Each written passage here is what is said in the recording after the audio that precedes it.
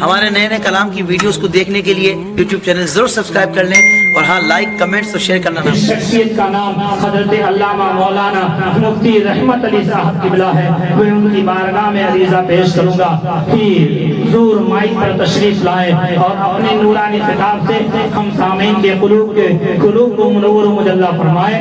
میں یہ چاہتا ہوں آگے سے پیچھے تک، دائیں سے بائیں تک سارا مجمع میری آواز کے ساتھ آواز ملا کر اور آنے والے مہمان کا استقبال کرے۔ نعرے تکبیر، نعرے تکبیر، نعرے رسالت، نعرے رسالت، مسلک اعلی حضرت، مسلک اعلی حضرت، جشن دستار بندی، جشن دستار بندی، علماء اہل سنت، علماء اہل سنت، نعرے تکبیر، نعرے رسالت۔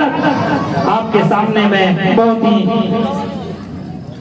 شاندار جاندار خطیب کو پیش کروں گا۔ ان کے آنے کا استقبال وقت میں ان 4 مصروں کے اندر کروں گا۔ بی بی میں ان حضرات سے گزارش کروں گا، میری آواز کو سن رہے ہیں، میں ہاتھ جوڑ کے آپ سے کہہ رہا ہوں کہ آپ لوگ آگے آ جائیں۔ کھڑے کھڑے وہاں سے دیکھ رہے ہیں، تھک جائیں گے، پریشان ہو جائیں گے، آگے جگہ خالی ہے، آ کر کے آپ آرام سے بیٹھ جائیں اور حضور مفتی صاحب قبلہ کا خطاب سماعت فرمائیں۔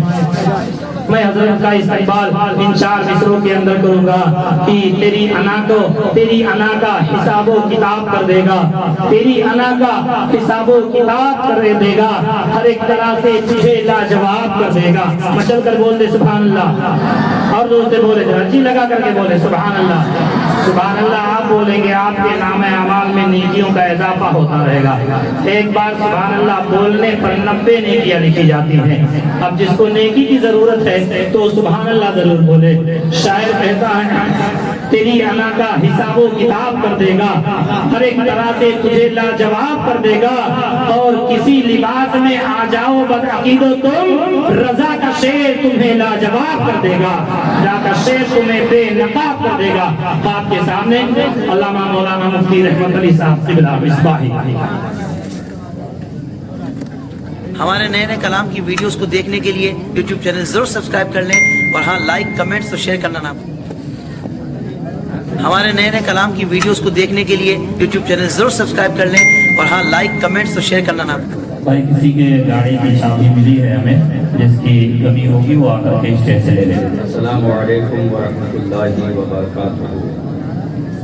الحمدللہ رب العالمین والعاقبۃ للمتقین والصلاة والسلام علی سید المرسلین وعلی آلہ الطیبین وصحبہ المطہرین وعلی شہداء المقدسین اعوذ باللہ من الشیطان الرجیم بسم اللہ الرحمن الرحیم فاسألوا اہل الذکر ان کنتم لا تعلمون۔ صدق اللہ العلی العظیم وصدق رسولہ الکریم امین المتین الکریم ونحن علی ذلک لمن الشاہدین والشاکرین والحمد للہ رب العالمین۔ سب سے پہلے اپنی اور ساری کائنات کے مرکز عقیدت سرور عالم نور مجسم صلی اللہ علیہ وسلم کی بارگاہ درود شریف کا ہدیہ پیش کریں۔ اللہم صلی علی سیدنا شفیعنا حبیبنا بارک صلاۃ و سلام علیک یا رسول اللہ۔ بہت سارے حضرات اس طرح ماحول کو بگاڑے بیٹھے ہیں کہ ایسا لگتا نہیں ہے کہ یہ مچھلی بازار میں ہیں یا محفل پاک میں ہیں۔ پیچھے سے بھی آواز الگ الگ طریقے سے آ رہی ہے، ہر کوئی ایک دوسرے کو چپ کرانا چاہتا ہے، چپ کرانے والوں کی آواز ہی زیادہ بلند ہوتی ہے۔ جب کام اشارے سے ہو رہا ہو تو پھر زبان کی اس وقت کوئی ضرورت نہیں رہتی ہے۔ میں اکثر دیکھتا ہوں کہ جب شور و گل ہوتا ہے تو ہر آدمی ایک دوسرے کو چپ کراتا ہے، تو پھر آواز اور بلند ہوتی ہے۔ تو آپ حضرات محفل کے آداب کا خیال رکھیں، اور اس مقدس محفل میں آپ بیٹھے ہوئے ہیں تو یہاں کے جو آداب ہیں وہ آپ کو بجا لانے ہیں. اور بہت سارے لوگ تو وہ ہیں جو گلیوں میں روڈ پر جو قیام گاہ ہے علماء کی اور مرشد کامل کی وہیں پہ کھڑے رہتے ہیں, دیوار کو پکڑ کے مضبوطی کے ساتھ وہاں سے ہلنے کو تیار نہیں ہوتے ہیں. جتنا کہنا تھا سب کہہ دیا گیا. یہاں تک ہم نے کہہ دیا کہ ڈنڈے اٹھا کر سب کی پیٹھ پہ دو دو دوں گا پھر بھی نہیں ہٹ رہے, چاہے دوبارہ مجھے مت بلانا اور ضرورت بھی نہیں ہے. اس کے بعد بھی کوئی ہلنے کو تیار نہیں ہے. پیر کامل یہاں تشریف لائے اسی محفل کے واسطے. ہمدانی صاحب گجرات سے تشریف لائے ہیں اسی مقدس محفل کے واسطے. تو جس چیز کے لیے وہ تشریف لائے ہیں آپ اسی میں رخنہ اندازی کرتے ہیں, خلل دیتے ہیں, رکاوٹ پیدا کرتے ہیں, اور پھر وقت یوں ہی گزرتا رہتا ہے. اور عالم یہ ہوتا ہے کہ محفل کے اختتام کا وقت ہو جاتا ہے اور لوگ یہاں وہاں پھرتے رہتے ہیں. جو حضرات یہاں آ گئے ہیں میں ان سے گزارش کروں گا کہ وہ حضرات اپنی آواز کو بلند نہ کریں, خاموش رہیں, اور جو کچھ بھی آپ کے سامنے پیش کیا جا رہا ہے اسے آپ غور سماعت کریں. حضرات محترم, آج کی یہ محفل پاک ہندوستان کے مشہور ترین ولی کامل حضرت سید سالار مسعود غازی رضی اللہ تبارک و تعالی عنہ کی طرف منسوب کی گئی ہے, اور آپ حضرات اس محفل پاک میں حاضر ہیں. تھوڑی دیر کے بعد میں خطیب خصوصی کی تشریف آوری ہوگی, اور ان کے بعد اولاد غوث اعظم مخدوم ملت فاتح خاندیش ابو الحسنین سید آل رسول عبد القادر جیلانی مدد نورانی کی تشریف آوری ہوگی. آپ حضرات ان کی زیارت سے شرفیاب ہوں گے, برکتیں حاصل کریں گے.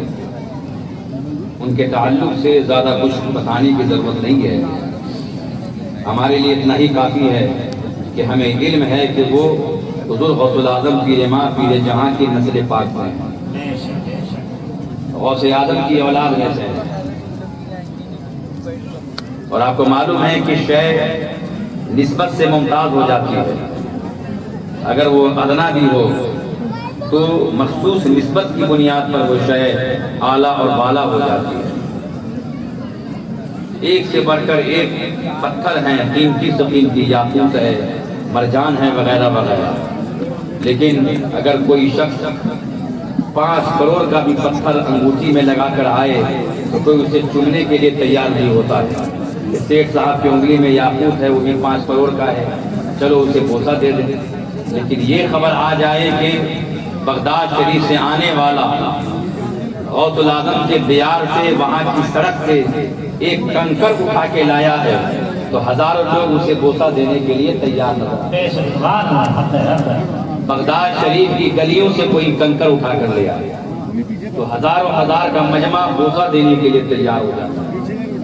اور پھر گنبد نیلا غوث اعظم کے مزار کل انوار کا گنبد شریف, وہاں سے کوئی مقدس پتھر کا ٹکڑا لے کر آ جائے اور اعلان ہو جائے کہ جات کی جائے گی تو ہزاروں کا میلہ لگ جاتا ہے. یہ پتھر عام نہیں ہے بلکہ اسے غوث اعظم سے نسبت حاصل ہے. تو آپ اندازہ لگائیے کہ میں گنبد نیلا کے پتھر کی بات نہیں کر رہا ہوں, وہاں کی سڑکوں اور گلیوں سے اٹھائے ہوئے لائے ہوئے کنکر کی بات نہیں کر رہا ہوں, بلکہ آج آپ کے شہر شہادہ میں وہ تشریف لائے ہیں جن کی رگوں میں غوث اعظم کا خون موجود ہے. پھر آپ اندازہ لگائیے نسبت کتنی زیادہ مضبوط ہے, رشتہ کس قدر مربوط ہے کہ ایک کنکر جو اس دیار میں ہو وہ عام پتھروں سے الگ ہو جاتا ہے. ہمارے نزدیک لالو گوہر سے بھی زیادہ قیمتی وہ پتھر ہے جو دیار غوث میں موجود ہے. وہ لال سے بھی زیادہ مہنگا ہے, موتی سے بھی زیادہ قیمتی ہے. تو پھر آپ اندازہ نہیں کر سکتے کہ وہ شخصیت وہ ذات کتنی اعلیٰ ہے جن کی رگوں میں غوث اعظم کا خون موجود ہے. اور آج آپ کے شہر شہادہ میں تشریف لا چکے ہیں, تھوڑی دیر میں منبر نور پہ وہ تشریف فرما. ہم نسبت کو ماننے والے ہیں, اور اسی جانب اعلیٰ حضرت عظیم البرکت امام عشق و محبت اعلیٰ حضرت رضی اللہ تعالیٰ عنہ ارشاد فرماتے ہیں اور کہتے ہیں اے میرے غوث اعظم تجھ سے در سے سب سے ہے مجھ کو نسبت، میری گردن میں بھی ہے دور کا ڈورا پہ، اندازہ لگائیے غوث اعظم سے اعلیٰ حضرت کو کیسی عظیم عظیم نسبتیں حاصل کی اور حاصل ہیں کہ ہم جیسے لوگ ہزاروں راتوں میں بیان کریں تو ان باتوں کا اختتام نہیں ہو سکتا، ایسی نسبتیں حاصل ہیں اعلیٰ حضرت غوث اعظم سے۔ ایسی ایسی باتیں کتابوں کے اندر مرقوم ہیں کہ سنیں گے تو سن کے دنگ رہ جائیں گے، مگر وہ نسبتیں الگ ہیں۔ امام عشق و محبت کیسی نسبت سے فخر کرتے ہیں، عرض کرتے ہیں غوث اعظم آپ کا جہاں دربار ہے، جہاں آپ جلوہ فرما ہیں، اور وہ دربار کیسا ہے فرماتے ہیں خود اعلیٰ حضرت فرماتے ہیں کہ جسے عرش دوم کہتے ہیں افلاک، جسے عرش دوم کہتے ہیں افلاک، وہ تیری کرسی منزل ہے یا غوث، وہ تیری کرسی منزل ہے یا غوث، نہ کیوں ہو تیری منزل عرش ثانی۔ اب بچپن سے آج تک ہم یہی سنتے آئے پڑھتے آئے کہ عرش تو نہیں ہے، وہ ساتوں آسمان کے اوپر سجدہ کے آگے، مگر اعلیٰ کے شعر سے سمجھ میں آیا کہ زمین پر بھی ایک عرش ہے، وہ بغداد معلیٰ میں ہے، نہ کیوں ہو تیری منزل عرش ثانی کہ عرش حق تیری منزل ہے یا غوث۔ تو وہ منزل نورانی جہاں غوث اعظم موجود ہے، آپ کے اس منزل سے قریب میں آپ کا دروازہ ہے، دروازے کے در سے قریب میں لنگر خانہ، لنگر خانہ کے قریب میں پلنے والے ہڈیوں پہ ٹکڑوں پہ پلنے والا کتا، فرماتے ہیں مجھے اس کتے سے نسبت حاصل ہے، اور بریلی کا تاجدار مجدد اعظم اس نسبت پہ فخر فرما رہا ہے کہ تجھ سے در سے تک سے ہے مجھ کو نسبت، میری گردن میں بھی ہے دور کا ڈورا، اس نشانی کے جو سب ہیں نہیں مارے جاتے، حشر تک میرے گلے میں رہے پٹا تیرا۔ تو جو غوث اعظم کے دربار عالی شان کے قریب میں رہنے والے کتے کی نسبت پر فخر کرے مجدد اعظم، تو شہادہ کے رہنے والوں اپنے مقدر پہ اتنا ناز کرو کم ہے کہ میں کتے کی بات نہیں کر رہا ہوں، وہ کتا بھی کتنا اعلیٰ ہے جو دیار غوث کا رہنے والا ہے، میں آج ان کی بات کر رہا ہوں جن کے جسم پاک میں غوث اعظم کا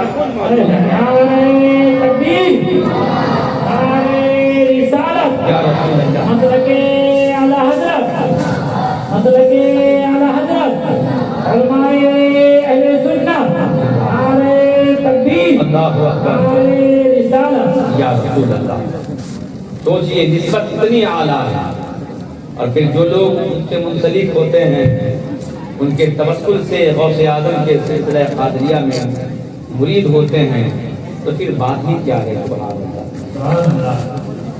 اور مسلک اعلیٰ حضرت کی ترویج و اشاعت میں ہمیشہ مشغول رہتے ہیں، مصروف رہتے ہیں، جہاں جاتے ہیں رضا رضا، مفتی اعظم، تاج الشریعہ کہتے ہیں۔ خاندان کتنا اعلیٰ ہے، وہ چاہے تو راتوں دن شب و روز ہر گھڑی غوث اعظم اور اپنے خاندان کا ہی تذکرہ کریں تو راتوں دن کم پڑے، اتنا خاندان اعلیٰ ہے، مگر جہاں جاتے ہیں مسلک اعلیٰ حضرت پہ سختی کے ساتھ قائم رہنے کی باتیں کرتے ہیں، لوگوں کو رضا سے جوڑتے ہیں، تاج الشریعہ کے پیغام کو عام کرتے ہیں، اور بتاتے ہیں کہ لوگوں فتنے کا دور ہے تو حضور تاج الشریعہ کی پیروی کو لازم کرو، ان کی اطاعت کو لازم کر لو، ان کے فتوے پہ عمل کرو، ان کا فتویٰ جو ہے اس پہ عمل کرو گے تو کامیاب ہو۔ یہی تو بتاتے ہیں ہر جگہ پہنچ کر، تو ہمیں اور آپ کو ان کے پیغام پہ عمل کرنا ہے۔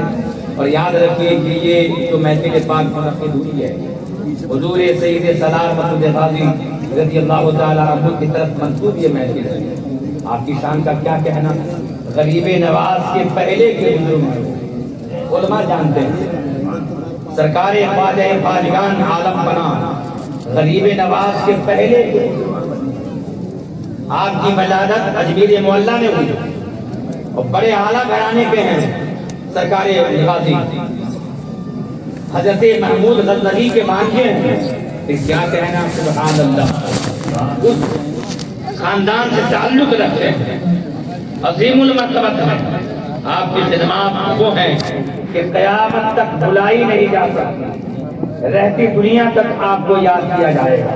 اور سب سے بڑی بات تو یہ ہے کہ بندہ مومن جب گردن کٹوا لیتا ہے تو وہ شہید ہوتا ہے, لیکن سرکار غازی شہید ہونے کے بعد کیا سوچیے آپ, کتنی بڑی بات ہے. گردن کٹ گئی تو نام بدل جاتا ہے. جو اپنی گردن بچا کر آ جائے فاتح کہلائے, جنگ لڑ کے آ جائے غازی کہلائے. لیکن سرکار غازی میاں شہید ہونے کے بعد بھی سبحان اللہ. آپ کی شہادت سری نہیں ہے کسی نے زہر پلا دیا ہوگا, کوئی اور طریقے شہید ہو گئے. آپ کی شہادت تو جاری ہے, جلی ہے. اس کے بعد بھی غازی سرکار ہیں آپ. سبحان اللہ. ایسے باتیں ہیں جن کی بارگاہ میں, جن کے مزار پر حاضری دینے کے لیے حضرت خضر علیہ السلام آتے ہیں. اور ایسا نہیں ہے کہ ہفتے میں ایک بار آئے, مہینے میں ایک بار آئے, سال میں ایک بار آئے, دن میں رات میں درجنوں بار حاضری ہوتی ہے. بار بار آتے جاتے ہیں. تو جس بارگاہ میں خضر علیہ السلام کی حاضری ہوتی ہو اس بارگاہ کی عظمت کا کیا اس بارگاہ کی فضیلت کا کیا کہنا. اور کرامتیں زندہ نہیں ہوتی ہیں بھائی. جو کتاب میں ہے تو وہ ہے ہی نہیں, درجنوں کتابیں ہیں, میرا مطالعہ اتنا ہے ہی نہیں. اچانک بیٹھتے بیٹھتے مولانا سراج الحسن صاحب نے کہہ دیا کہ سرکار غازی کے بارے میں کچھ کہہ دیجیے. تو مطالعہ وغیرہ تو کچھ ہے نہیں, معلومات کچھ زیادہ ہے نہیں, مگر میں اتنا جانتا ہوں کہ کتابیں تو بہت ہیں. جیسے ہی عرس کی تاریخ آتی ہے تو میں ایسے گروپ میں شامل ہوں جو لائبریری گروپ ہے, تو ایک ایک ولی کے نام پر درجنوں کتابیں آنے لگتی ہیں.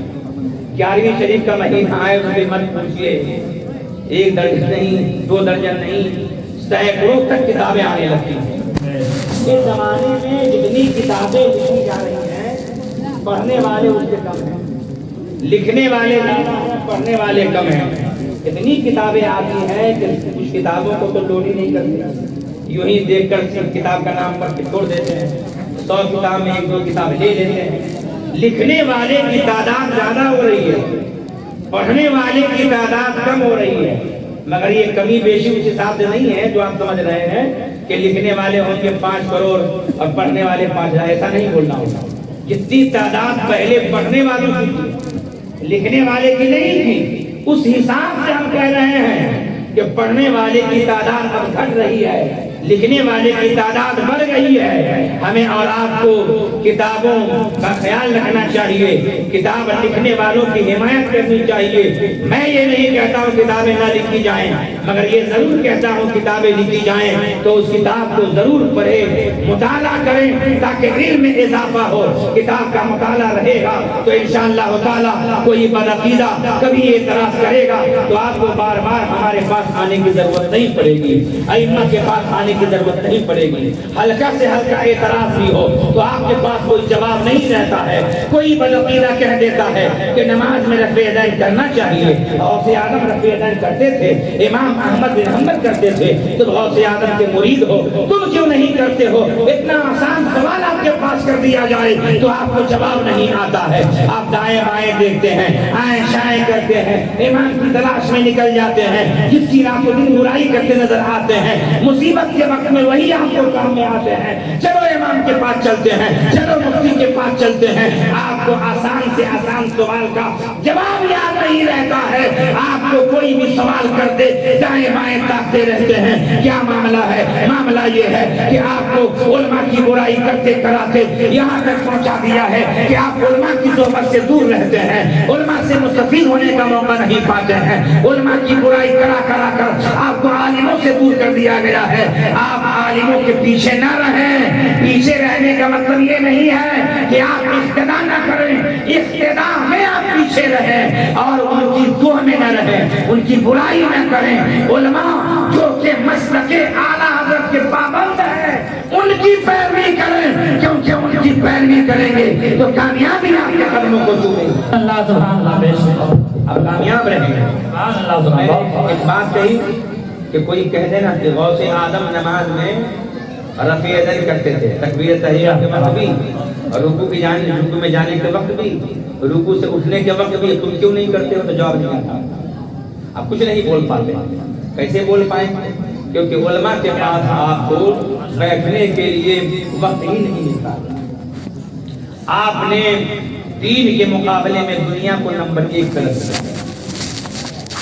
جوان تو جوان ہے، بوڑھے کیا کم ہیں، جن کی عمر 70 کو پہنچ گئی ہے کہ نہیں، 72 کو پہنچ گئی، وہ بھی پتہ نہیں کس امید میں جی رہے ہیں۔ لگتا ہے پھر سے ان کی جوانی ٹائٹ ہوگی اور دوبارہ پھر جوان کیے جائیں گے۔ بڑھاپے میں بھی خوف نہیں رہتا ہے، ڈر نہیں رہتا ہے۔ بے نمازی ہیں تو بوڑھے بھی بے نمازی ہیں۔ پتہ نہیں، ویسے موت تو کسی کی بھی آ سکتی ہے، بچہ مر جاتا ہے، جوان بھی مرتا ہے، بوڑھے بھی مرتے ہیں، لیکن بڑھاپے میں کون سی دوسری چیز؟ یاد رکھو، کوئی بے نمازی ہے تو توبہ کر لے۔ یہ نہ سوچے کہ 50 سال کے بعد نمازی بن جائیں گے، 50 میں پہنچو گے نہیں، پتہ ہی نہیں۔ اس لیے جو موقع ملا وہی توبہ کر لو اور مسائل سیکھو، علماء کے قریب رہو۔ پھر کوئی نام نہاد مولائی کے اعتراض کرے کہ معاذ اللہ حضرت امیر معاویہ ایسے ہیں، ان کے بارے میں یہ حدیث میں ہے، تو آپ خود ہی جواب دے دیں، خود ہی آپ نے نپٹا دیں۔ سرکار غازی کے اس میں آنے والوں سن لو، حضرت امیر معاویہ رضی اللہ تعالی عنہ کے بارے میں بہت ساری باتیں پیش کی جاتی ہیں اور حوالے کے ساتھ، کبھی بعض اوقات خرچے بھی کرتے ہیں۔ یہ بخاری شریف میں ہے، جلد نمبر 1 میں حدیث نمبر 12 ہے، اردو میں ترجمہ ہوتا ہے، ترجمے میں بنگلہ بھی ہوتا ہے، عربی یہ بات رہے تو پھر مسئلہ وہیں ثابت ہے، لیکن چونکہ ترجمہ پیش کرتے ہیں، حوالہ بخاری شریف کا، مسلم شریف کا، ابو داؤد شریف کا، ایک حوالہ میں یہ پیش کیے کہ حضور نے امیر معاویہ کو بد دعا دی ہے۔ کیا بولتے ہیں یہ لوگ؟ بد دعا دی ہے، اور بد دعا دیکھیے فلاں کتاب میں ہے۔ اچھا، ہم نے جب مطالعہ کیا تو پتا چلا کہ وہ یہ ہے کہ ایک مرتبہ فرماتے ہیں عبداللہ بن عباس رضی اللہ تعالی عنہ کہ حضور تشریف لا رہے تھے، ہم بچوں کے ساتھ کھیل رہے تھے، تو حضور کو دیکھ کر ہم لوگ چھپ گئے۔ حدیث شریف میں بچے جب بڑے کو دیکھتے ہیں امام صاحب کو چھپ جاتے ہیں، اب پھر نکلتے ہیں کھیلنے کے لیے، تو فرماتے ہیں ہم حضور کو دیکھ کر چھپ گئے، لیکن حضور نے دیکھ ہی لیا، فرمایا عبداللہ جاؤ معاویہ کو بلا کر لاؤ۔ حدیث شریف میں تو عبداللہ بن عباس کہتے ہیں میرے بچپن کا دور تھا، میں بلا نہیں گیا، تو میں دیکھا کہ امیر معاویہ کھانا کھا رہے ہیں، تو وہاں سے میں لوٹ آیا، حضور وہ تو کھانا کھا رہے ہیں۔ پھر سے دوبارہ حضور نے کہا جاؤ بلا کر لاؤ، پھر گئے اور لوٹ کر آئے، حضور کھانا کھا رہے ہیں، تو حضور نے فرمایا اللہ معاویہ کے پیٹ کو نہ بھرے، حضور نے فرمایا اللہ اس کے پیٹ کو نہ بھرے۔ اب یہ نام نہاد مولائی جو کہ رافضی زدہ ہے، شیعہ لوگوں کا مال کھا کر زبان گردی ہو گئی، دل بھی کالا ہو چکا ہے، یہ نام نہاد مولائی کو نسخہ مل گیا۔ ہاں حضور نے بد دعا دیا ہے، اب جس کو بد دعا دیا یہ سنی بریلوی تعریف کرتے ہیں، جشن امیر معاویہ مناتے ہیں، اور یہ بھی کہتے ہیں کہ جن کو حضور نے بلایا نہیں آئے، سمجھ لو وہ کیسا انسان ہوگا، اس طرح کی باتیں پیش کرتے ہیں۔ لیکن میں نے بھی حدیث پڑھی ہے، وہ کتاب دیکھی ہے، پلٹ کر دیکھا ہے، جب میں نے حدیث پاک مکمل پڑھی اول سے آخر تو پتا چلا جواب تو اسی میں ہے۔ عبداللہ بن عباس جب گئے بلانے کے لیے دروازہ کے پاس پہنچے تو بولے ہی نہیں کہ حضور آپ کو بلا رہے ہیں، اگر یہ خبر ملتی تو کھانا چھوڑ کر، پلیٹ چھوڑ کر فوری حاضر ہو جاتے۔ یہی حکم مومنین کے لیے ہے کہ نبی کا بلاوا آ جائے تو چاہے جس حالت میں رہے پہنچنا فرض ہے۔ علماء سے پوچھئے کیسی کیسی حالت کا بیان ہے، یہاں تک کہ مرد اگر بیوی کے ساتھ ہم بستری کر رہا ہو اور آواز آ جائے حضور بلا رہے ہیں تو اسی وقت کپڑے باندھ کر پہنچنا۔ اب بتائیے، میں نے حدیث پاک پڑھی تو پتا چلا کہ عبداللہ بن عباس بچپن ہی کے ایام میں تھے देख कर देखे खाना क्या बोले हुजूर बुला रहे हैं, बिन बोले वापस आ जाओ, हुजूर खाना खा रहे हैं।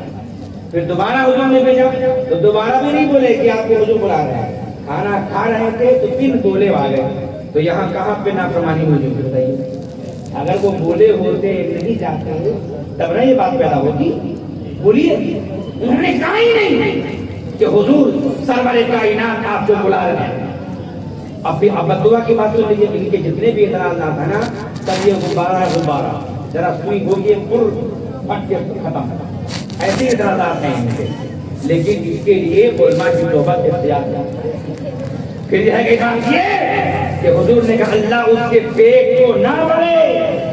ये नाम निहार मौलाई जिनकी मौलाइयत झूठी है, मौलाई वो नहीं है, मौलाई आप लोग हैं, मौलाई ये लोग हैं, मौलाई हमदानी साहब हैं, मौलाई औलाद गौस आलम जीलानी सरकार है। नारे तकबीर, नारे रिसालत, मसलके आला हजरत, उलमाए अहले सुन्नत, आमदे औलादे गौस आज़म, नारे तकबीर, नारे रिसालत, सुभान अल्लाह।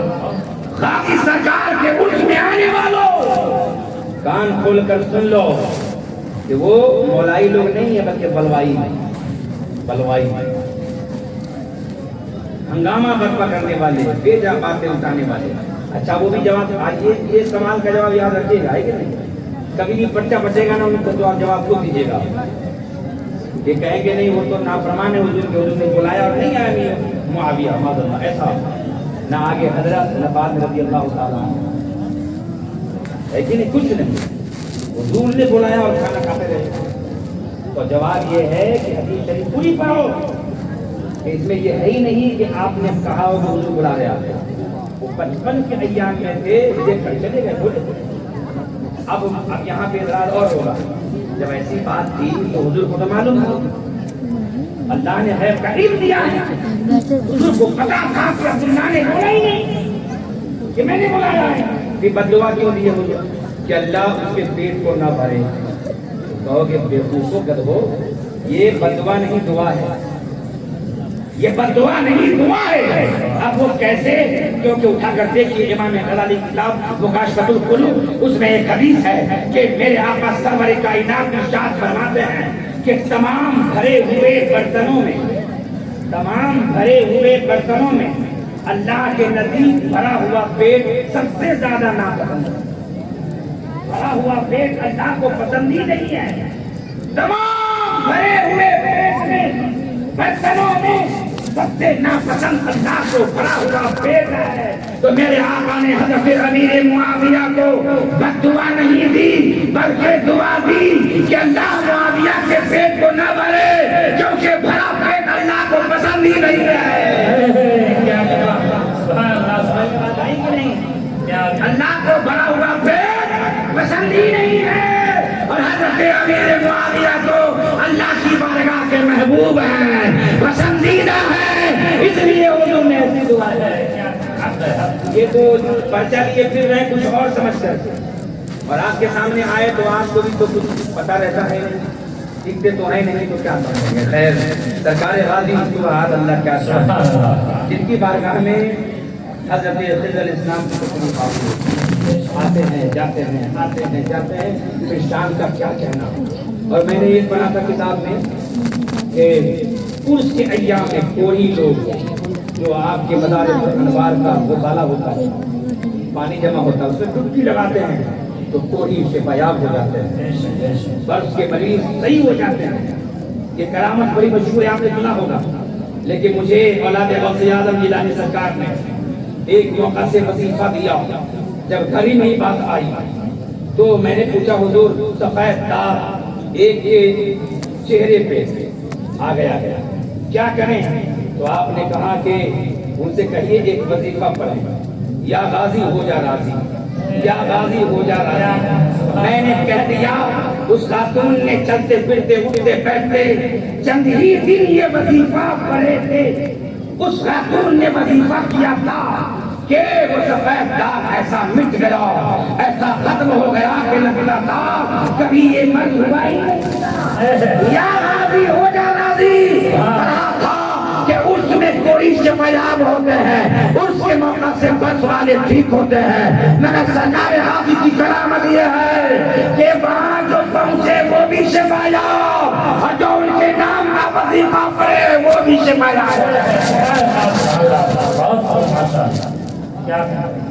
बात होगी शायद इत्तेफाक हो गया। फिर एक बच्चा उसके नाम के पास में से पैदा हुआ। मैंने फिर हजरत बार बार पूछता इसलिए हूँ कि अगर मैं कहूँगा तो उतना फायदा हो या ना हो, तो वही वजीफा पहले पूछते नहीं वाले सरकार का, तो उनको बोल दें, उनको कहा बोल दें तो पावर बढ़ जाता है। ये तरीका है, वरना एक बार कह दिए वजीफा है तो फिर बोल दे सबको चलते फिरते। लेकिन हर बार पूछते हुजूर को बोल दे, हाँ बोल दीजिए, तो फायदा जल्दी हो जाता है। क्योंकि आप सिर्फ मेरी जबान नहीं, औलाद गौसे आदम की जबान से दिया हुआ वजीफा है। एक बच्चे को जब नाक के पास हो गया सफेद दाग, मैंने वही वजीफा बताया कि बच्चा तो पढ़ नहीं पाएगा, उनकी मम्मी पढ़े, अम्मी पढ़े, दादी पढ़े, बाप पढ़े, कोई भी एक पढ़े।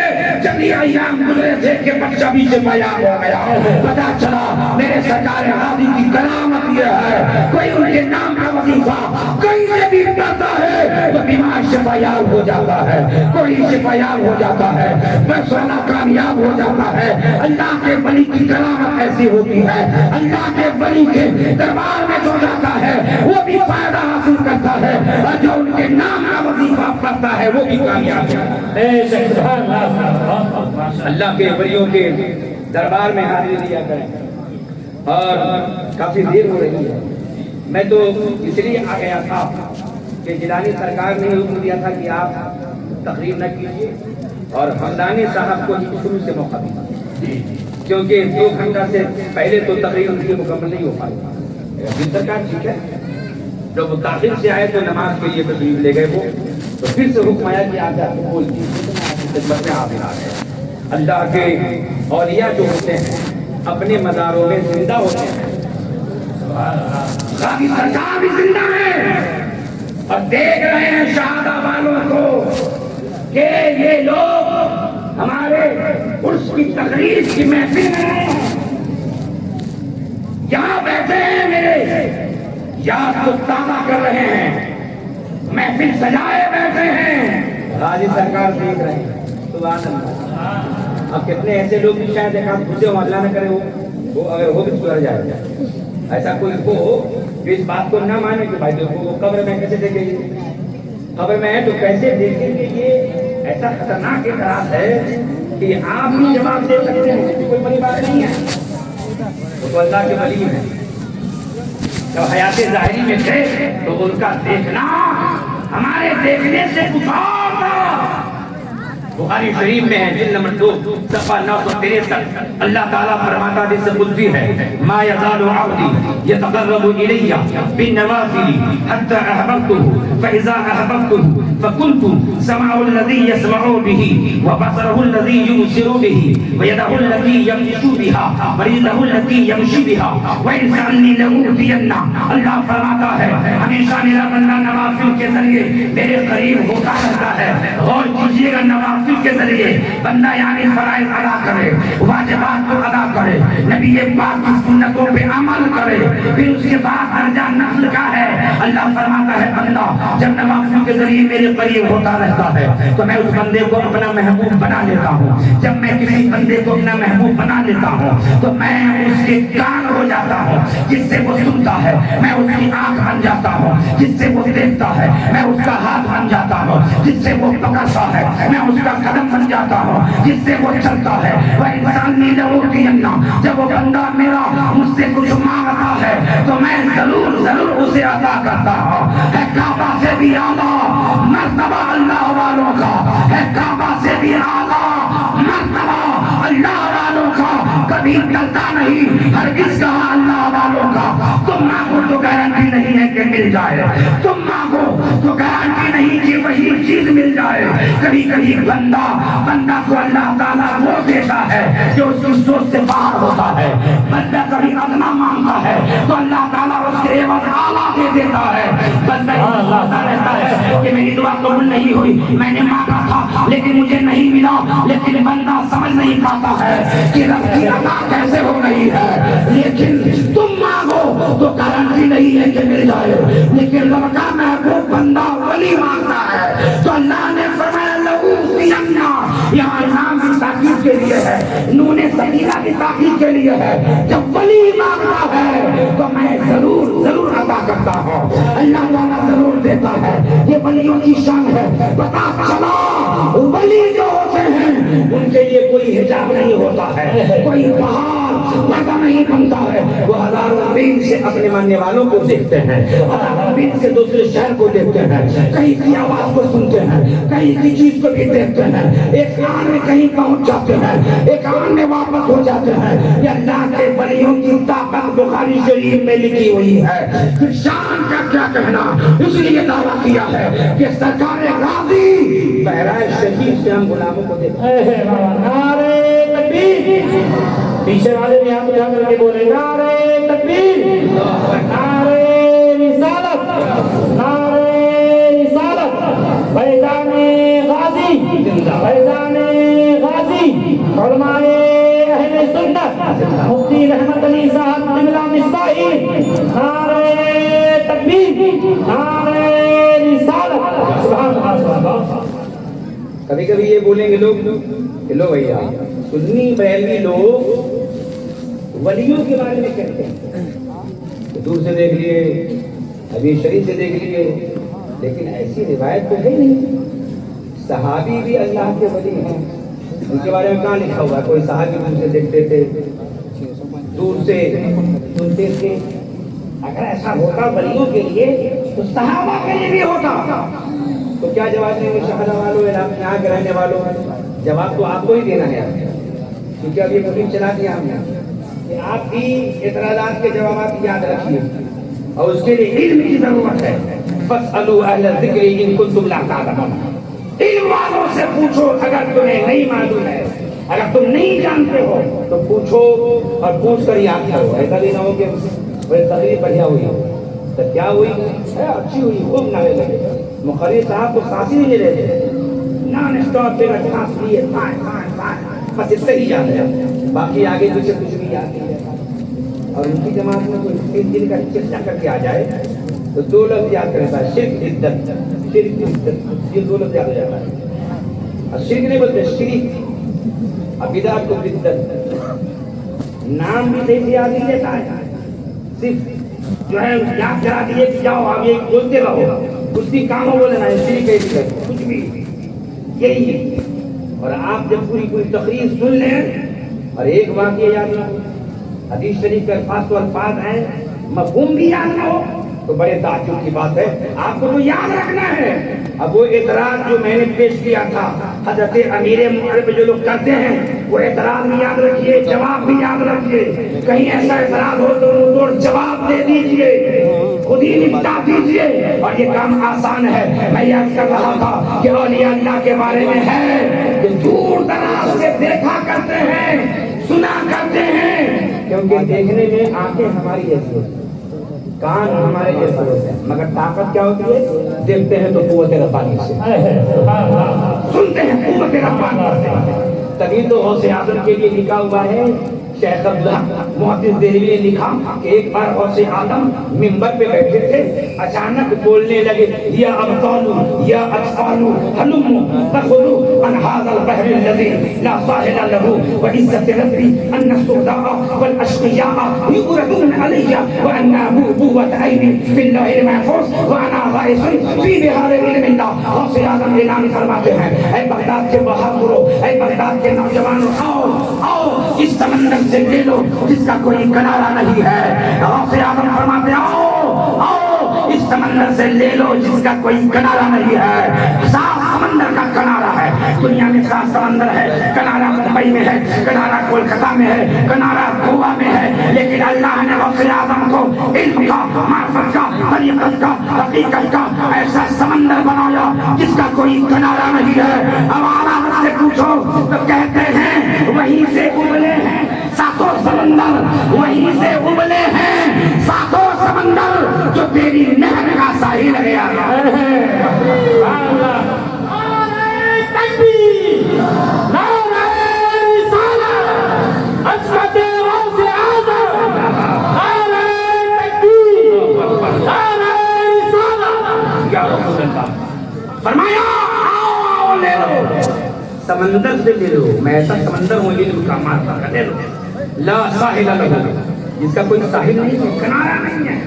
اور سن لو بغداد والو، ان السعداء والاشقیاء، بے شک نیک لوگ بدکار لوگ دونوں میری جگہ کے سامنے پیش کیے جاتے ہیں۔ سبحان اللہ، میں نے حدیث پڑھی تو یہ صفت تو سرکار کی ہے، کتاب الشفا میں ہے، ملا علی قاری علی رحمت کی کتاب میں ہے کہ حضور نے فرمایا کہ میری امت میرا وصال کرنا بھی تمہارے لیے مبارک ہے اور میرا یہاں رہنا بھی تمہارے لیے مبارک ہے، کیونکہ میرے حیات ظاہری میں تم مجھ سے بات کرتے ہو اور وصال کے بعد میری امت کے اعمال میرے سامنے پیش کیے جائیں گے۔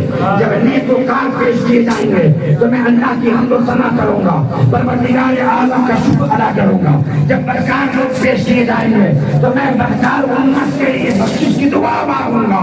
یہ تو میرے آقا سرور کائنات کا طریقہ ہے، یہ ان کی صفت ہے۔ یہاں غوث اعظم فرماتے ہیں میری نگاہ کے سامنے بھی نیکوکار پیش کیے جاتے ہیں، بدکار پیش کیے جاتے ہیں۔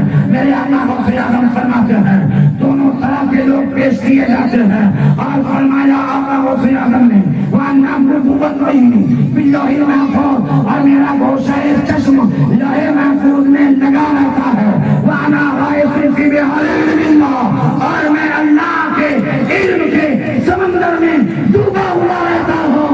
اعلیٰ حضرت کہتے ہیں اللہ کیا مطلب روز ہے، مولا تیرا اونچے اونچوں کے سروں سے قدم والا تیرا سر والا کیا کوئی جانے کہ ایک ایسا تیرا اولیاء اگر میرے آنکھیں وہ ہے اللہ۔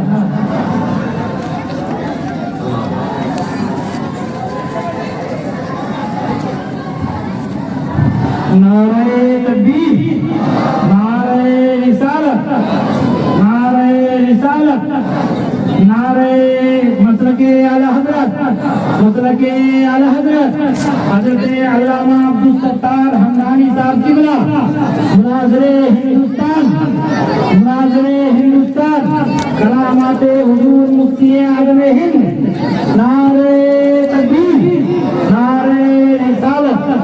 آپ حضرات راستہ میں آپ کے درمیان میں اہل سنت کا وہ شعر آ رہا ہے جس نے ناموں سے رسالت پر اپنی زندگی بھر پہرا کیا ہے، اپنی زندگی کو قربان کیا ہے۔ آپ ان کے چہرے کو دیکھیں گے، اتنی ضعیف عمر میں بھی یہ ابھی بھی ناموں سے رسالت پر پہرا دے رہے ہیں۔ آپ راستہ میں کہیں ایسا نہ ہو کہ آپ کے آنے والے مہمان کو کوئی تکلیف ہو اور کل وحدہ لا شریک آپ سے سوال کر لے۔ آپ راستہ دیں، نعرہ تکبیر، نعرہ رسالت، نعرہ رسالت، مسلک اعلی حضرت، مسلک اعلی حضرت، مناظر اہل سنت، مناظر اہل سنت، نعرہ تکبیر، نعرہ رسالت، عامل حضرت۔